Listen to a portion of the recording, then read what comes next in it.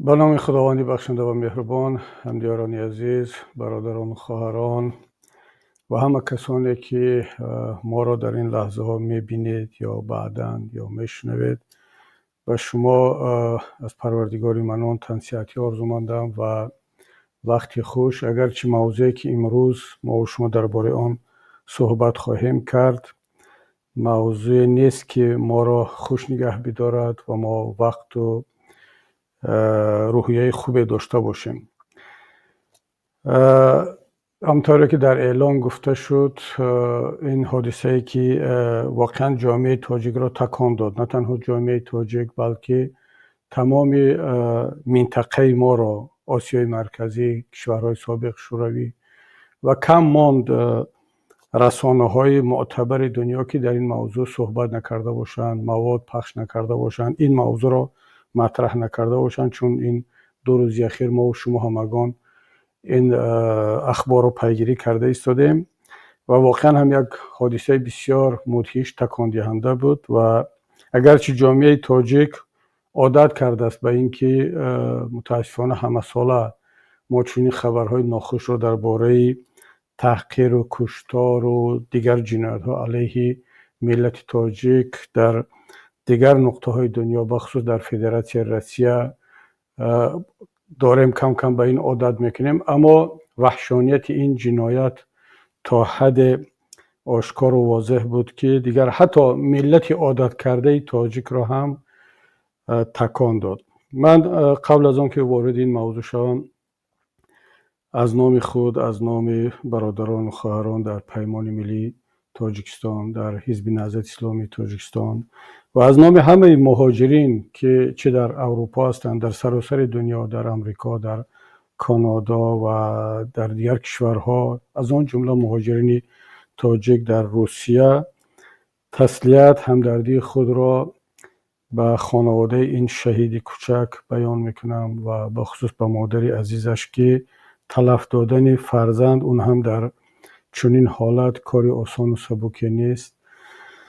و به هممون همدردی و به ملت تاجیک تسلیت بیان میکنم و از پروردگار برای این شهید کوچک جنت الفردوس که انشاءالله شهید است، زیرا تمام نشانه های یک شهید در این مهاجر کوچک دیده می شود و برای مادرش، برای خویش و تبار، برای همه کسانی که این طفل کوچک عزیز بود، صبر را از پروردگار تمنا دارم.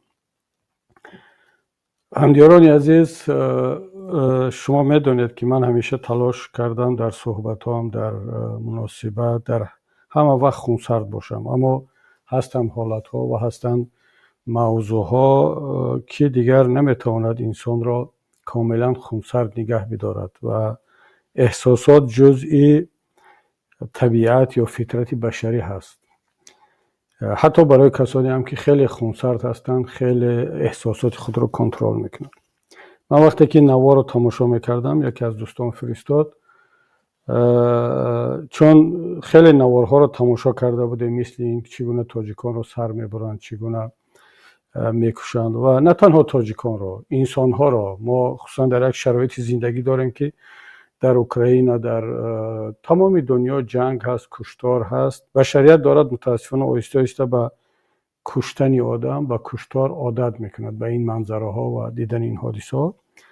و فکر میکردم که دیگر ما هم عادت کرده باشیم، اما وقتی که این نوار را دیدم، واقعا کنترل احساسات خیلی دشوار است، چون هر کدام ما تصور کنیم خود را در جای این مهاجر، در جای این پدر و مادر، چون هممون مهاجر هستیم، تاجیک هستیم، مسلمان هستیم، فرزند داریم در همین سن سال، یا نبیره داریم یا یک پیوند داریم، و تصور کنید که هر کدام ما میتوانستیم در جای این مادر این شهید باشیم، یا فرزند هر کدام ما، نبیره هر کدام ما میتونست در جای قابل جان باشد و با این شکل به شهادت برسد، کشته شود.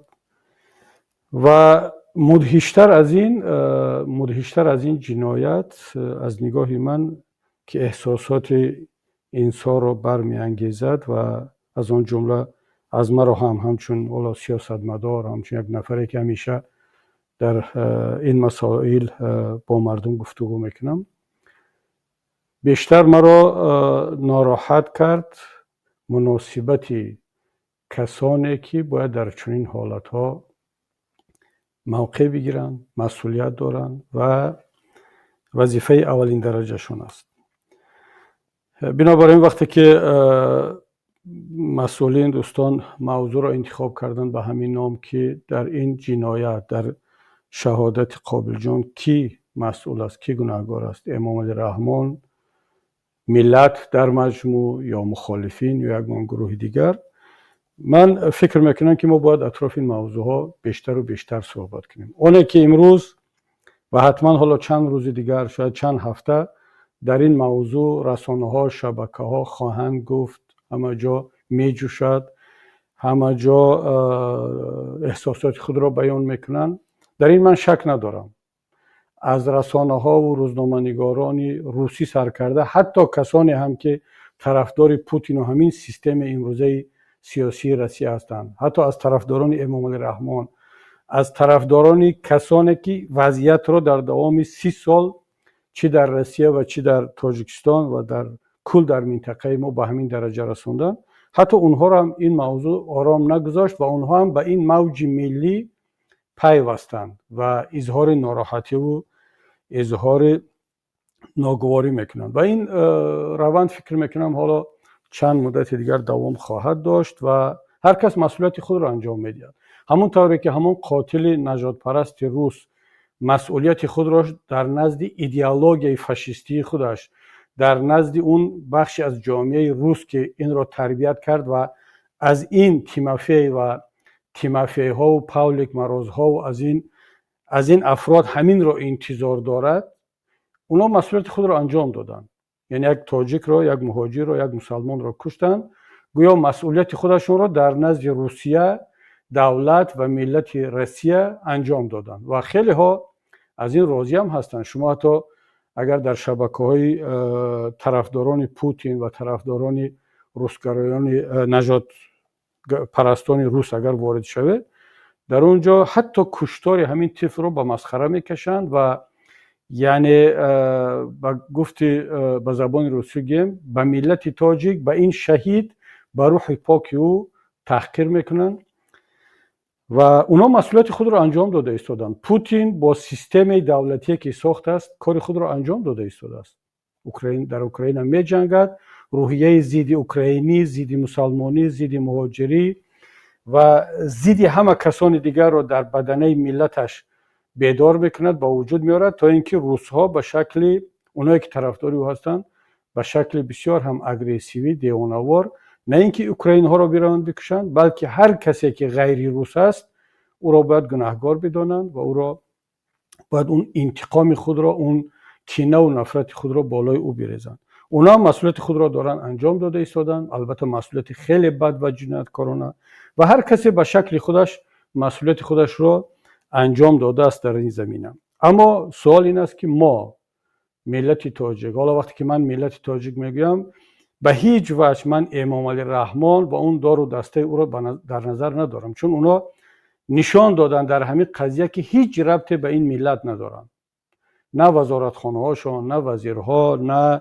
خود امام علی رحمان، نه اون طرفداران اونها از روزنامه‌نگار و از بنام فرهنگی ها و زیایی ها دیده، هر کسی که باشد. وقتی که من ملت تاجیک میگم، من اون بخش هنوز زنده، هنوز دارای ضمیر، وجدان، ایمان، ناموس و هویت ملی و دینی رو در نظر دارم. حالا من نمیدارم چقدر باقی مونده است این بخش ملت، ولی این حادثه نشان داد که خوشبختانه هنوز هم ضمیر ملت زنده است. اگرچه امام علی رحمان تمام تلاش را کرد تا اینکه از ملت تاجیک یک ملت زامبی، یک ملت کره شمالی بسازد و خیلی هم موفق شد، اما باز این حادثه نشان داد که خدا را شکر هنوز هم او به اون برنامه، به اون هدف خود نرسیده است. البته آرام نمیشیند. من این را دوستان خیلی شفاف و آشکار به شما بگم که امام علی رحمان در انجام این برنامه خودش آرام نخواهد نشست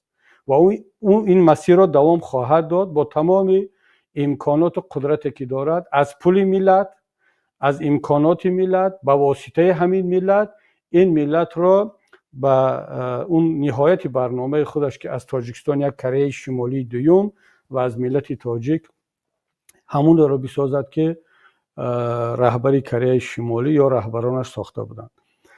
و همین سخنرانی اخیرش در پیام سالانش در پارلمان تاجیکستان دقیقاً بیانگر آن است که امام رحمان از این برنامهش دست نکشیده است و کسی هم الان در داخل کشور آماده نیست که پیش روی او را بگیرد.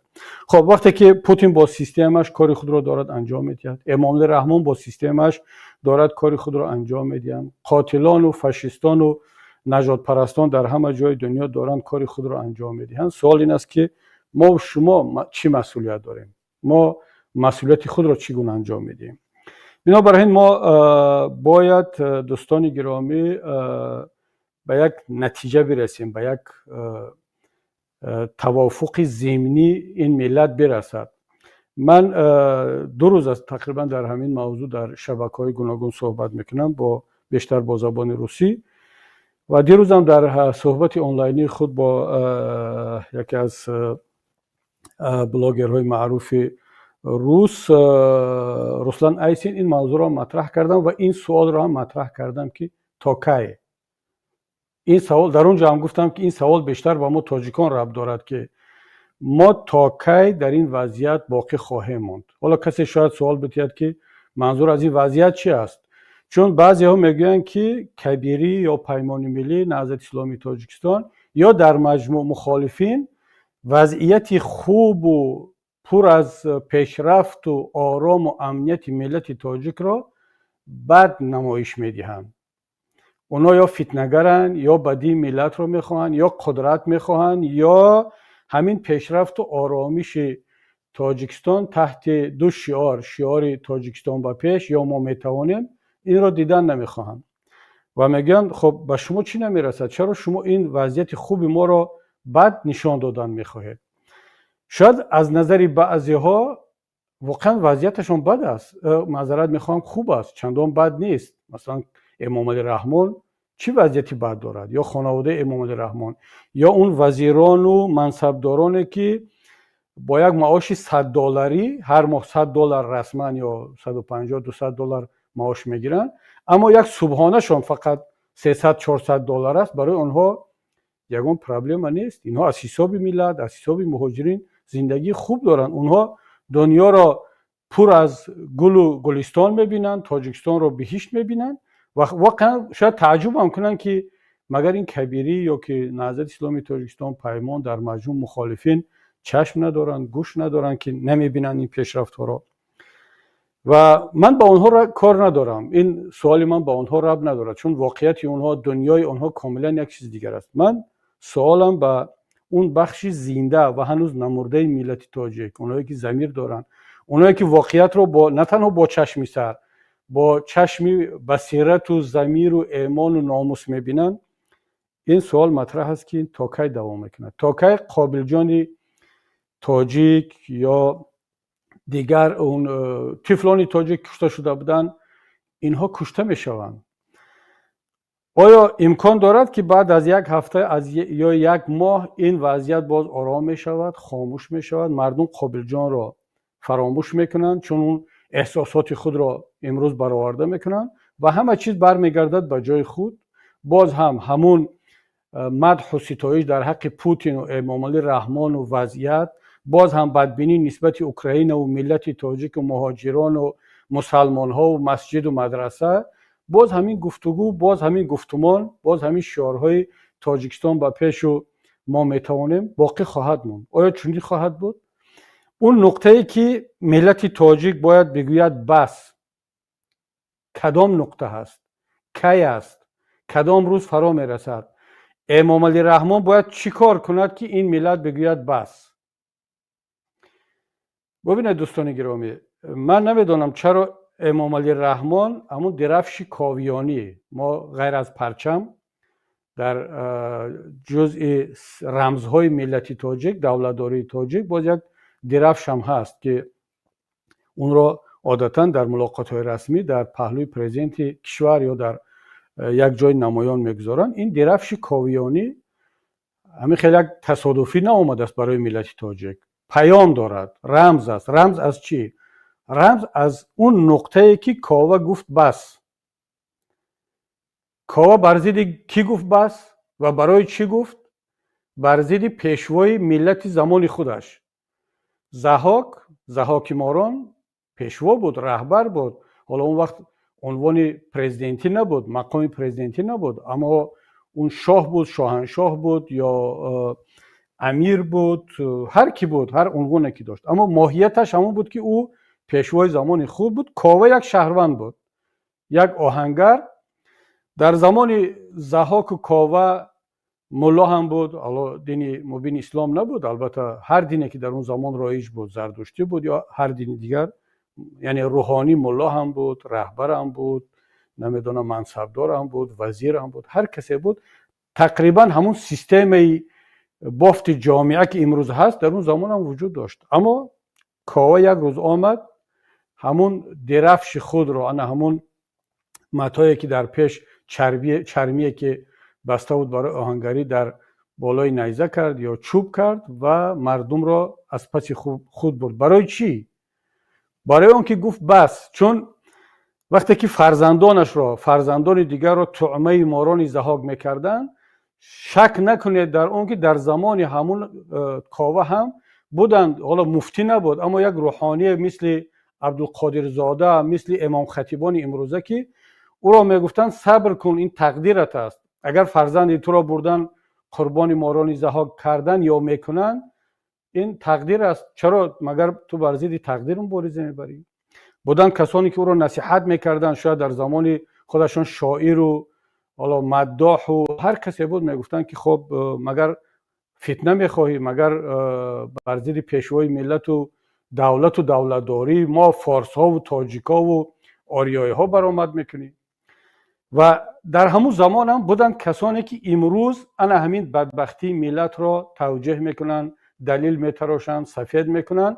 یکی با استفاده از منبر پیامبر اکرم صلی الله علیه و سلم، با سوء استفاده از منبر این بزرگوار، یکی دیگر با نام ملت، یکی دیگر با نام شعر و با نام فرهنگ و با نام تاریخ و با استفاده از شعارهای شاهنامه و کوروش کبیر، تا اینکه قابل جان ها این طفلکان با مادرانشان بروند روسیه، در اونجا کشته شوند، طعمه اون نجات پرستی به نام پاتریوت ها ولی در عمل فاشیست های روسی شوند و اونا پول بفرستن. مادر قابل جان، نمیدونم حالا عمکی قابل جان و میلیون ها قابل جان های دیگر که الکی دیگر طفل نیستن، 20 ساله و 30 ساله و 40 ساله، باید با بانک های ضحاک امروزه باید پول بفرستن، اینا در اونجا برای خود بهشت بسازن و این تاریخ باز تکرار شدن بگیرد.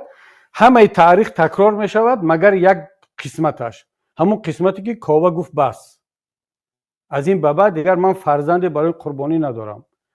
ملت تاجیک کی به این مرحله می رسد بگوید که بس، از این به بعد من فرزند برای مهاجر شدن ندارم، من فرزند تولد نکردم که برود در روسیه در جنگل و در پدول و در تخانه ها زندگی کند، یا کشته شود یا از لحاظ فیزیکی برگردد ولی او الکی مرده است، چون عقلش، توانمندیش، سلامتیش رو از دست داده است. نه اون استراخوفکا دارد، نه پنسه دارد در پیرانسالی که با این همه بیماری و مریضی برمیگردد. حتی اگر زنده هم برگردد، یعنی کی پیدا می شود این وضعیت، این شرایط که بگویند که بس؟ من فکر میکنم که تا آن وقتی که ملت تاجیک، اون بخش زنده اش، کارد را در پوست و در استخوان خودش حس نکند، زنده نمیشد. کاوه تا وقتی که فرزندش را آخرین فرزندش را برای ماران ضحاک بردنی نشدن، شاید که برای فرزند همسایه هم نخست. وقتی که ما را زندانی کردن، ما را از وطن به وطن کردن، ما را کشتن، نابود کردن، مصادره مالکیت و همه چیز را کردن، بخش زیادی از مردم خاموش بود. وقتی که بدخشانی ها را همین کار کردن، پامیری های ما را همین کار را کردن، منطقه دیگر خاموش بود. حالا من مطمئنم که بعد از یک مدت، بعد از 40 قابل جان را گرفتن، فقط همون غمی درد مادر قابل جان میماند و خیش و تبار که میروند سر مزارش یک دعا و فاتحه میکنند و همین تمام دیگر باز فراموش میشود. باز همون ورزشگاه های پر از رقص و بازی در اطراف امام علی رحمان، باز همون مداحی چند مداح، همون سیاستشناس و سیاستمدار و شاعر و روزنامه‌نگار، ملت تاجیک در همین وضعیت باقی خواهد ماند و این دیگر مسئولیت خود ملت است.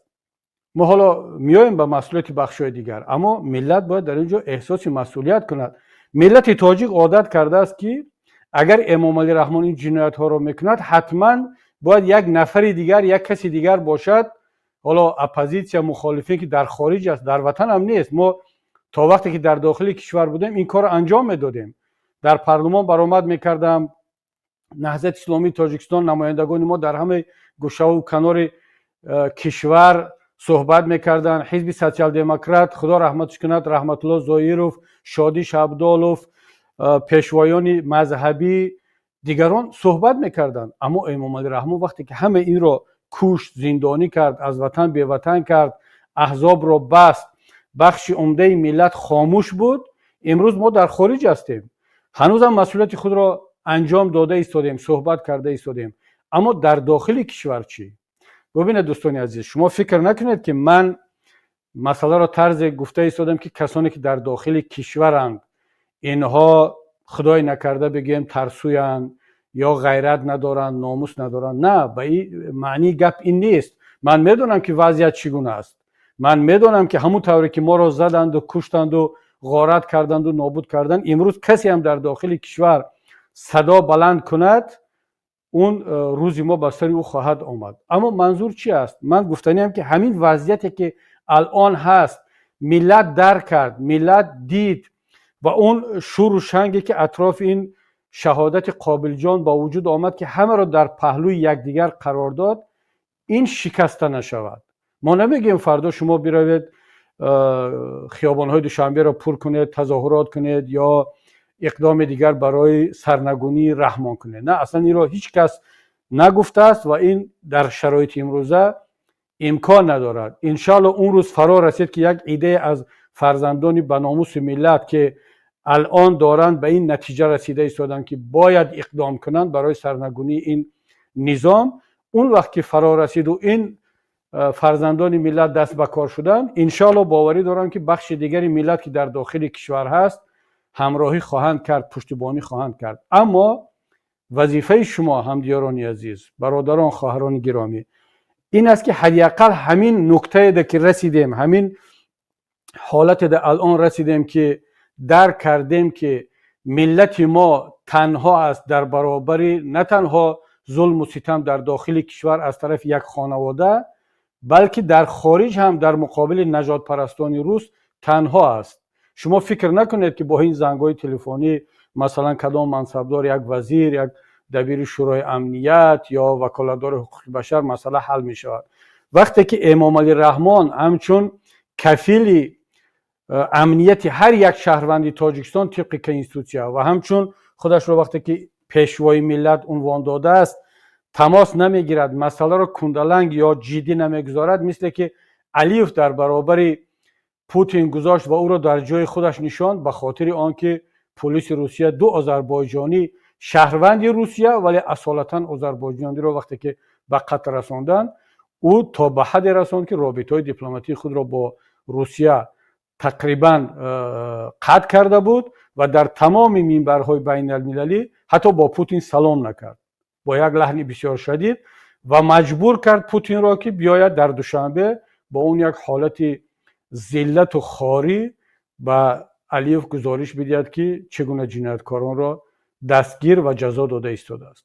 این را میگن پرزیدنت یک کشور، پیشوای یک ملت. اگرچه علیف دیکتاتور است، من این را با صدای بلند میگم، من دوست یا جانبدار یگان دیکتاتور نیستم، ولی حداقل یک دیکتاتوری به ناموس باشد، من میگم خب حداقل ناموس دارد. اما وقتی هم دیکتاتور باشی، هم دوست باشی، هم قاتل ملت خودت باشی و همزمان در بیرون از این ملتی که تو را به این درجه رساندن، به این حد رساندن پشتیبانی نکنی، ننگ و ناموس نداشته باشی، حیف همون پیشوایی، حیف همون پرزیدنتی و حیف همون دیکتاتوری. حتی هم دیکتاتوری را هم در اینجا آب رویشان رو ریزان، چون بالاخره وقتی یک دیکتاتور میگن دیکتاتور به معنای اون است که همون لحنی که در داخل کشور نسبت ملتش صحبت میکند حداقل در خارج هم با همون لحن نسبت قاتلان ملت صحبت کرده تواند.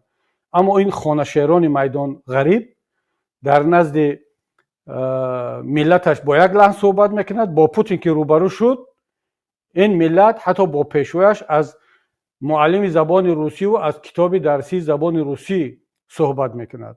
همون طوری که متاسفانه امروز من نوا را دیدم وقتی که یک نفر با نام ژورنالیست بوده است یا حیف همون تاقی تاجیکی، حیف همون نشانه که در سینه‌اش زده بود با پرچم تاجیکستان، که در روزی که ملتت را میکشند، قابل جان را کشتند، تمام جهان از قابل جان صحبت میکند.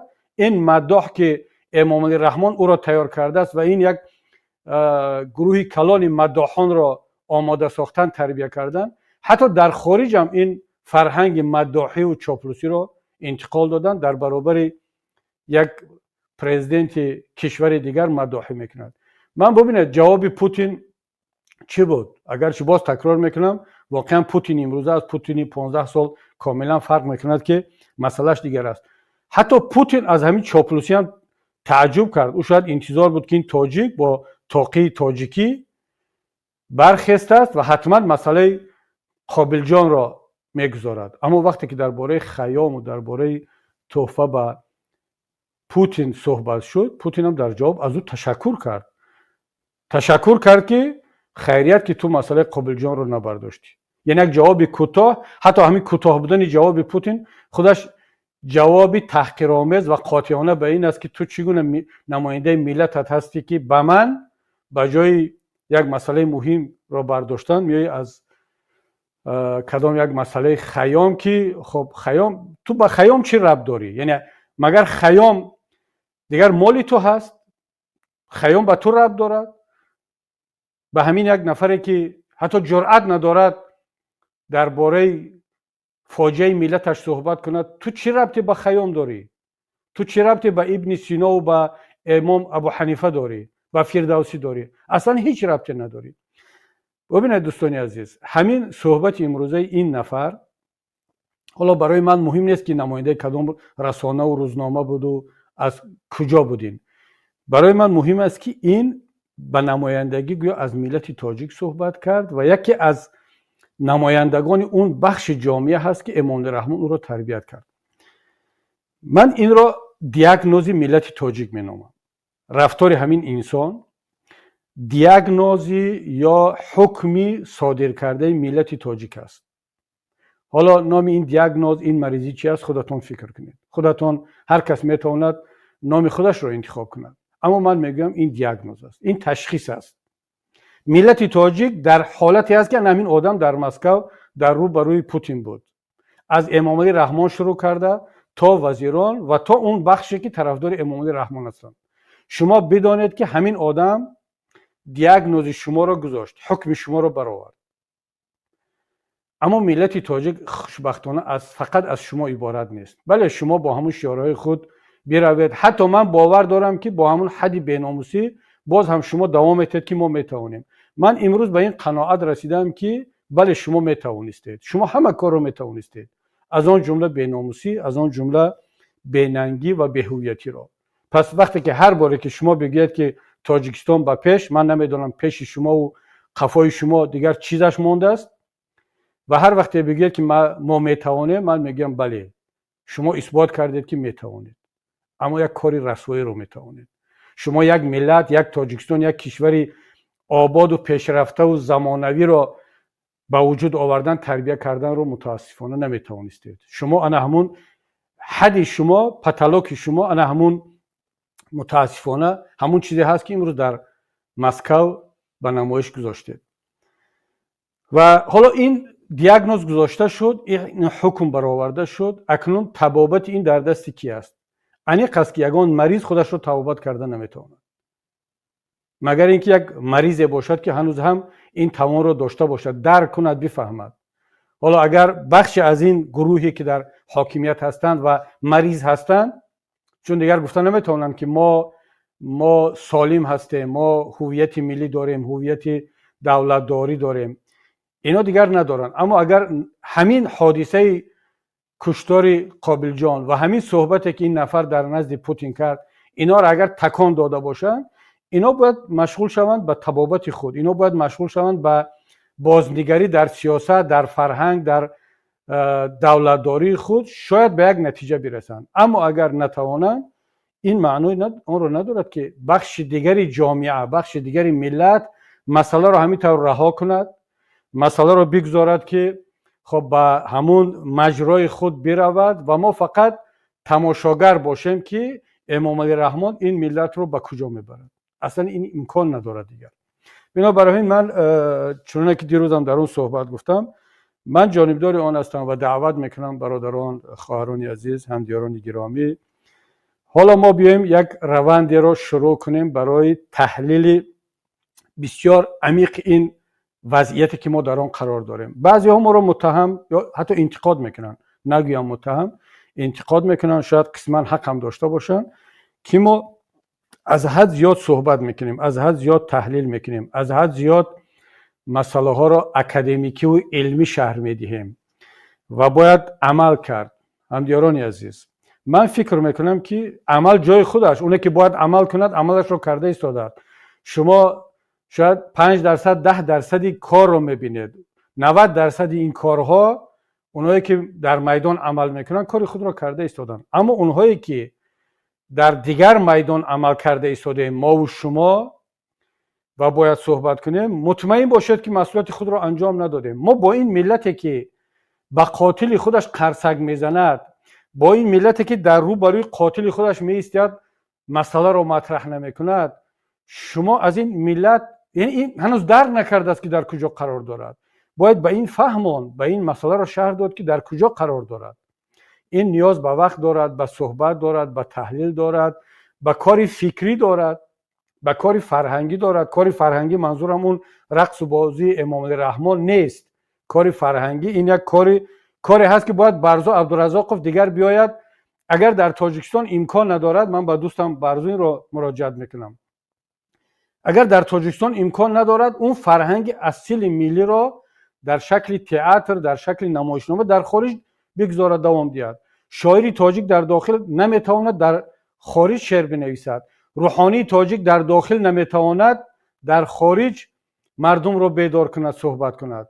متاسفانه همون مریضی که در داخل کشور به شاعر و نویسنده و روزنامه‌نگار و حتی به اندیشمندان دینی در داخل کشور تأثیر کرده است، در بخش از همین گروه ها در خارج کشور هم این تأثیر کرده است. شما چند پیش در آلمان دیدید، در یگان موضوع دیگر نه، در برای حمایت از قابل جان و اعتراض کردن شما 500 نفر در اروپا پیدا نمیکنید که جمع شوند اطراف هم، باید که اعتراض خود را به روسیه، به پوتین، به رحمان بیان کنند. شما 100 نفر حتی در اروپا پیدا کرده نمیتونید. اما برای جشن روز پرزیدنت در آلمان 1,500 آدم جمع می شود. پیشوایان دینی، اندیشمندان دینی، رسانه‌ای در اونجا حضور پیدا میکنند و تمام اون پروپاگاندا و تبلیغاتی که امام علی رحمان در تاجیکستان برده ایستاده است انتقال میدن به اروپا، به روسیه، به ترکیه و جایهای دیگر. مصیبت در اینجا هست که این الکه این مریضی به دیگر جا هم تاثیر کرده ایستاده است و من میترسم که باز ادامه خواهد داشت. وقتی آن رسیده است که ما یک بار حتی به این برادران هم بگم که با هر دلیلی که به خود دلیل میتراشیدند، به خود بهانه میافتند که ما باید این کارها را بکنیم، ما سیاستمدار نیستیم، ما سیاسی نیستیم، ما سیاست دور هستیم. برادران عزیز، اندیشمندان گرامی، انسان نمیتواند از سیاست دور باشد. بس کنیم این دروغ را. اگر شما از سیاست دور هم باشید، سیاست از گریبان شما میگیرد. مگر قابل جان یک سیاستمدار بود؟ مگر مادر او سیاستمدار بود؟ من تخمین میکنم همین مادر بیچاره شاید یک از طرفداران پوتین و امام علی رحمان بود. اما سیاست گریبان او را گرفت. سیاست فرزند او را کشت. سیاست های بخیردانه پوتین و نجات پرستی او و بی‌تفاوتی رحمان فرزند او را کشت. پس نگوییم که ما سیاستمدار نیستیم، ما از سیاست دوریم. شما نمیتوانید از سیاست دور باشید. در یک چهاربینی سیاسی در دوسلدورف رفتید شرکت کردید در آلمان، در روز پرزیدنت تاجیکستان که یک منصب سیاسی است و این روز سیاسی است، پس شما سیاستمدارید، پس شما در سیاستید، شما در داخل سیاست هستید. فقط این دروغ رو بس کنیم، نگوییم که ما با سیاست کار نداریم، چون که همین موقع گرفتن خودش علاقه موقع سیاسی است. پس ما باید احساس مسئولیت کنیم برادران عزیز، ملت محترم. نه اینکه ببینید، نه اینکه به ما اجازت نمیدین که حرف بزنیم، حتی به ما و شما اجازت ندادن که نسبت همین فاجعه در داخل کشور حتی همدردی خود را بیان کنیم. ملت بیدار شد، ملت خواست برود فرودگاه، ملت خواست برود در جنازه شرکت کند، روزنامه‌نگاران خواستند از این مواد آماده کنند و این وضعیت را به جهان بشناسانند. اما حکومت رحمان چیکار کرد؟ امام علی رحمان چیکار کرد؟ نه اینکه خودش تماس نگرفت با پوتین، نه اینکه خودش یا پسرش یا یک نفری از خانواده را به مراسم جنازه نفرستاد، به پیشواز قابلجان به فرودگاه نفرستاد، حتی اجازت ندادند که جنازه این شهید را از در اساسی فرودگاه بیرون برارند. او را از در احتیاطی و از درهای گریزاندند جنازه را، که تا اینکه روزنامه‌نگاران نبینند، مردم نبینند.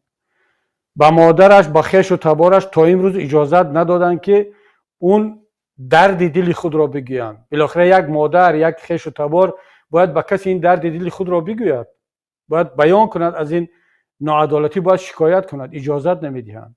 حالا هم چند لحظه پیش از این افیر هم به من پیام رسید که روزنامه‌نگاران که میخواستند از مراسم جنازه مواد تهیه کنند، نشر کنند، با آنها اجازت ندادند، حتی بعضشون رو به اداره پلیس بردند.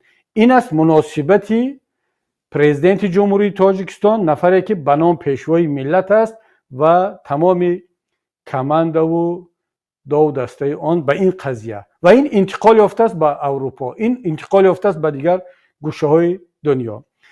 من فکر میکنم که ملت حداقل در این لحظه باید به این نتیجه برسد که دیگر خود را به اپوزیسیا و به داخل و خارج، به مهاجر و به منصبدار و نمیدونم به ملا و به دیندار و بدین باید دیگر تقسیم نکند. همه بدونه که ما در یک کشتی سواریم، ما در یک زورقیم. اون سوراخ شده است، اون را امام علی رحمان سوراخ کرد و این حادثه قابلجان نشان داد که این کشتیه که ما و شما در این نشستیم اون سوراخ است و این کاپیتان یا ناخدا که آن را باید به پیش برد یا مست است یا بیمار هست یا در یک حالتی هست که خودش میداند اون چه حالت است و اداره این کشتی را ظاهرا در دست دارد. ببینید مردم را زندانی میکند، مردم را تحقیر میکند، مردم را گویا کنترل کرده ایستاده است، اما با اون سمتی که کشتی را برده ایستاده است بالاخره یا به یگان خرسنگ برمیخورد یا به یگان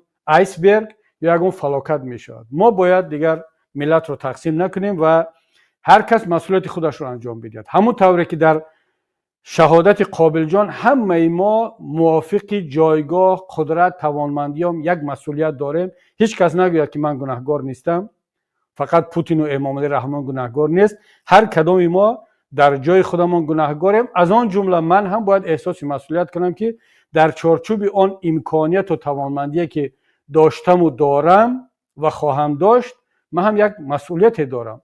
ما باید احساس مسئولیت کنیم و خدا کند که این فاجعه یک نقطه تکان برای ملت ما شود. اگر ما واقعا هم این نقطه تکان ملی ما شود، مطمئن باشد که روح قابلجان و قابلجان های دیگری که به شهادت رسیدن در قبر آرام خواهد بود. اونا حداقل میدونن، اون شهیدان ما، اون کسانی که در زندان نشستن که بالاخره برای چی به شهادت رسیدن، زندانی شدن. اما اگر باز هم تکرار میکنم، اگر این فراموش شود و بعد یک هفته یک ماه احساسات فرو بنشیند و همون برگردیم به همون حالت اوله، پس بدونید که این یک سوء استفاده از همین حادثه است برای پیار کردن، برای خود را ملت دوست و وطن دوست و مسلمان و طرفدار مظلومین تراشیدن است. این یک پیار است، یک بهانه است دیگر. پس ما صمیمی نبودیم، ولی امیدوارم که انشالله کار اینطور نخواهد بود و ما بالاخره به این نتیجه برسیم که ملت باید وارد میدان شود. حالا هر کس با هر شکلی که هست، با هر جایی که میتواند، حداقل ببینید، حداقل میگویند که وقتی که تو نمیتوانی در یک مسئله کار را انجام بدهی، در همون طرف باش که به عدالت و به وجدان و انصاف نزدیکتر است. یعنی تو حالا هیچ کار کرده نمیتونی، شاید هیچ کس حاضر پوتین را جزا داده نتواند، رحمان را جزا داده نتواند، اما در همین قضیه و قضیه های مثل همین در طرف باش که به انصاف و عدالت نزدیک است. در مسئله جنگ روسیه و اوکراین در طرف عدالت و حقیقت باش. اوکراینی ها برای وطن و ملتشان می جنگند. تاجیکی که می رود در طرف روسیه علیه اوکراین ها می جنگد، او نه تنها جنایت ضد بشری صادر کرده است، او می رود ضد یک نفر می جنگد که از وطن و کشورش و حیثیتش دفاع کرده ایستاده است. جنایت این گونه تاجیک ده چند است. نتیجهش همون می شود که قتل قابل جان مثل شمار مهاجرین. اگر در مسئله در داخل تاجیکستان هستیم ولی کار ضد رحمان کرده نمیتوانیم، اقلا در این مسئله بحث یک بخشی از ملت علیه امام علی رحمان مبارزه ما در طرف باشه که به انصاف و عدالت و به وجدان نزدیکتر است، نه در طرف امام علی رحمان، نه در طرف این جنایتکاران. خب این کار که از دستت میآید، چگونه از دستت میآید؟ حداقل با کامنت نوشتن و با پیام و با صحبتت و با قلمت و نمیدونم با هر شکلی که هست از این نظام جنایتکارانه او پشتیبانی نکن. این یک حداقلی است که ملت باید بالاخره بعد از این حادثه به این نتیجه برسد. اگر بعد اینم به این نتیجه نرسیده باشیم، پس بدانید که شما دیگر هیچ تعلق به این ملت ندارید. من خواهش میکنم از این کسانی که طرفدار رحمان هستید، نگاه نکنید با اون پرچم، با اون هیکل‌هایی که برای کوروش و کبیر و برای فردوسی و اون کتاب شاهنامه را نشر کردن که از اون $10 میلیون برای خانواده‌اش از بودجه ملت درآمد گرفت، به اینا اهمیت ندید. نگاه کنید که آیا این نفر و اطرافیانش در رفتارشون مثل فردوسی رفتار میکنن یا نه؟ مثل خیام رفتار میکنن یا نه؟ مثل کاوه رفتار میکنن یا نه؟ اینا کاون یا ضحاک؟ اینا فردوسیان یا محمود غزنوی؟ اینا در کدام طرف؟ اینا امام ابو حنیفه هستند یا خلیفه های ظالمی که امام ابو حنیفه را زندانی کردند؟ شما به رفتار نگاه کنید، نه به اون گفتاری که اینها میگن، شعارهایی که میپرتویند. و این نقطه باید نقطه واقعا به زبان عربی میگن نقطه عطف یا نقطه حرکت، نقطه آغاز یک مرحله نوی تاریخ ملت باشد. مطمئن باشید برادران و خواهران عزیز، اگر اون قسمت ملتی که من گفته ایستادم دارای ضمیر و وجدان ایمان هستند هنوز هم این را درک نکردن، ما اون نفرانی که دیگر برای خود این راه را انتخاب کردیم، برای خود دیگر مسیر خودمان را انتخاب کرده، ما راه خود را ادامه خواهیم داد هر چی در توانم باشد. اینجا وقتی میگیم مسئولیت مخالفین، من خیلی بالای این موضوع فکر کردم که ما مخالفین چه مسئولیت داریم در همین قضیه قابل جان، در قضیه های دیگر. آیا واقعا هم ما یگان کمبودی کردیم؟ باید احساس مسئولیت کنیم، به دوش خود بگیریم. همچون ملت، بله، همچون جزئی از ملت ما هم مسئولیت داریم. اما ببینید دوستان عزیز، نه به خاطر آن که من مخالفین را سفید کنم یا مبارزین را از این مسئولیت، بار مسئولیت را از دوششان بگیرم، نه. ما چند سال است که در این باره صحبت میکنیم که برادران عزیز، سیاستایی که در منطقه رفته ایستاده است، در روسیه پوتین، این حکومت پوتین، حکومت رحمان و در جنگ اوکراین، در جنگ علیه مهاجرین تاجیک، اینا عاقبتش همین است. روسیه کشور برای زندگی نیست. من درک میکنم کسانی که شهروندی گرفتن، کسانی که دیگر جایی برای رفتن ندارن، من این رو کاملا درک میکنم. اما کسانی که در روسیه هستن هنوزم از پوتین حمایت میکنن، هنوزم از جنگ ضد اوکراین حمایت میکنن، هنوز هم از امام علی رحمان حمایت میکنن، هنوز هم ما را سنگ میزنن. ما سالها هست با شما صحبت میکنیم که عاقبت کار همین است. و هنوزم تکرار کرده ایستادیم. پس ما مسئولیت خود را انجام دادیم و انجام داده ایستادیم. هنوز قبل از آن که قابل جان کشته شود 10 نفر دیگر کشته شد. 10 نفر رو بردن، عزت امان رو بردن، کرامت شریف رو بردن، داملا نعیم جان رو بردن، 10 نفر دیگر رو کشتند و بردند و زندانی کردند. در داخل کشور همین کار رو کردند. ما این رو گفتیم، گفته ایستادیم و خواهیم گفت. آیا بازم ما باید احساسی آن کنیم که ما هم مسئول هستیم، ما هم گناهکار هستیم در این؟ بله، همچون جزئی از ملت هستیم. اما من میگویم که مخالفین تاجیک، مبارزین تاجیک حداقل در این مسئله مسئولیت خود را انجام دادن، انجام داده ایستادن. حداقل شاید ملت به این نقطه برسد که همین مبارزین و مخالفین اینا هم جزء ملتن، اینا هم دلشون به این ملت میسوزد. اگر میگویند که دیگر از پوتین و از سیاست‌های جنایتکارانه پوتین و امام علی رحمان پشتیبانی نکنید، به خاطر خودشان نمیگویند، به خاطر ملت میگویند. ما را میگن که شما خودتون در مشکلی گرفتارید و به خاطر حل کردن مشکلات خودتون میگید، به خاطر منصب یا وطن رو از دست دادید. برادران عزیز، مخالفین تاجیک حداقل اکثریتشون هیچ مشکلی از لحاظ اقتصادی ندارن، از لحاظ زندگی شخصی ندارن، در بهترین کشورهای دنیا زندگی دارن. تمام جهان به سمت اروپا هجرت کرده ایستاده است، از افریقا، از آسیا، از روسیه، از همه جای دنیا. حتی کسانی هم که اروپا را بد میبینن، نفرت دارن، فرهنگ اینجا را، سیاست اینجا را، بازم به همین کشورها هجرت میکنن برای خواندن، برای طبابت، برای زندگی، برای آینده فرزندانشون. ما یگان مشکلی نداریم، بهترین زندگی درست، بله که در وطن نیستیم، اما میگن وطن آن است که آزارش نباشد، کسی را بر کسی کارش نباشد. آخر همون وطنی در همون جا بودیم، هستیم، دلمون به همون وطن میسوزد. بهترین جا برای من در دنیا دهه قسمدره است و این رو هیچگاه من فراموش نخواهم کرد. و همون طوری که بهترین جا، بهترین وطن برای هر کدام شما همون دهه‌تون است و زادگاهتون است. برای همه ما همین است. اما همون وطنی که شما در اونجا جای کار ندارید، مرا زندانی کنند، دیگران رو بکشند، قابل جان را به روسیه بفرستند تا اینکه در اونجا کشته شود و این قابل جان ها و این کرامت ها و عزت امان ها دیگر ملت تاجیک در همون وطن تولد کرده ایستاده است و شما فقط به ما بگید که ما اگرچه همه چیز رو از دست دادیم یا وطن داریم همین کافی است. من میگم به خودتون رو فریب نکنید. اون وطن دیگر وطن ما و شما نیست، وطن یک گروه خورده هست که اون را از دست ما و شما ربودن، دزدیدن، مصادره کردن. باید این وطن رو برگردان، باید اون رو صاحب شد. حتی نامهای دهه ها رو عوض کردن، دهه هایی که ما در اون تولد شدیم.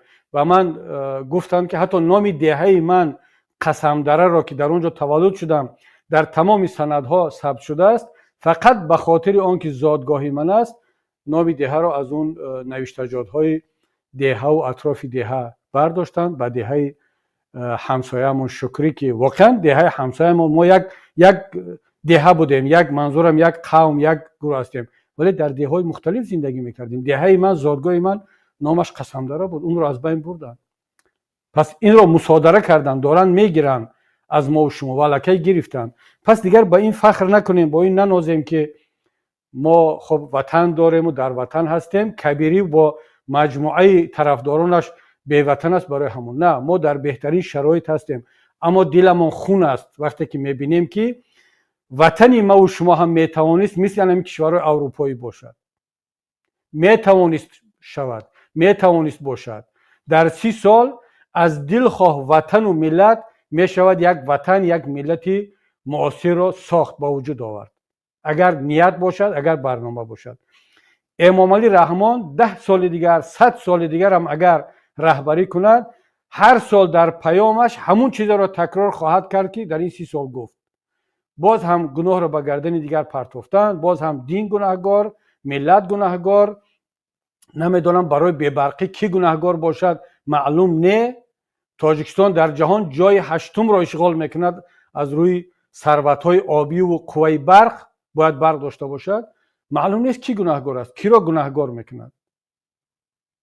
این وضعیت باقی خواهد ماند. برادران عزیز، هموطنان گرامی، شما درک کنید که مخالفین، مبارزین، مهاجرین جزئی از شما هستند. بله، ما هم احساس مسئولیت داریم، خواهیم کرد، کار خود را انجام خواهیم داد، اما بدون مشارکت شما، بدون همکاری شما، بدون همدلی و همرأیی شما، مطمئن باشید که از دست یگان مخالف، یگان مهاجر، یگان مبارز در خارج هیچ کار نآمده است و نخواهد آمد.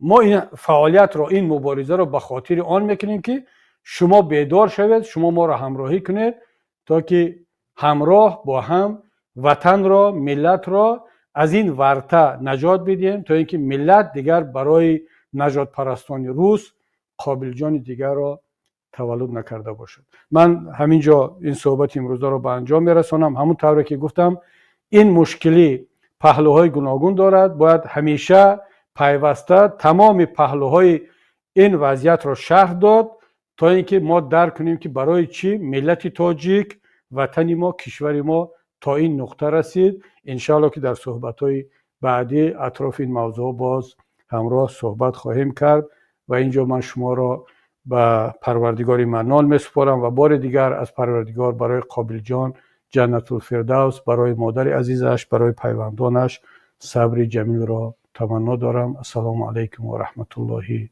و برکاته.